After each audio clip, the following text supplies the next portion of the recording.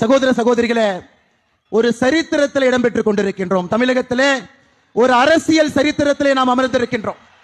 இத்தனை ஆண்டு காலமாக எதற்காக காத்திருந்தோமோ நம் கண் முன்னால் அந்த சரித்திரம் நடந்து கொண்டிருக்கிறது. சகோதர சகோதரிகளே, இன்னும் 60 நாட்கள் மட்டும்தான் நம்முடைய ஐயா நரேந்திர மோடி அவர்கள் 3வது முறையாக 400 எம்பிக்களை தாண்டி ஆட்சியிலே அமரும் பொழுது தமிழகத்திலிருந்து நம்முடைய தேசிய ஜனநாயக கூட்டணி 39 எம்பிக்களை அமர்த்து நிச்சயமாக அழகு பார்க்கும் என்பது நம் அனைவருக்கும் தெரியும். சகோதர சகோதரிகளே, எவ்வளவு கடுமையாக இந்த யாத்திரைக்காக உழைத்திருக்கின்றோம்.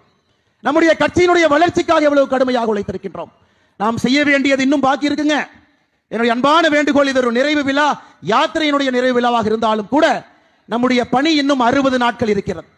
கண் துஞ்சாமல் கடுமையாக உழைத்து பாரதிய ஜனதா கட்சியினுடைய உழைப்பு, தேசிய ஜனநாயக கூட்டணியுடைய தலைவர்கள் மேடையின் மீது இருக்கின்றார்கள்.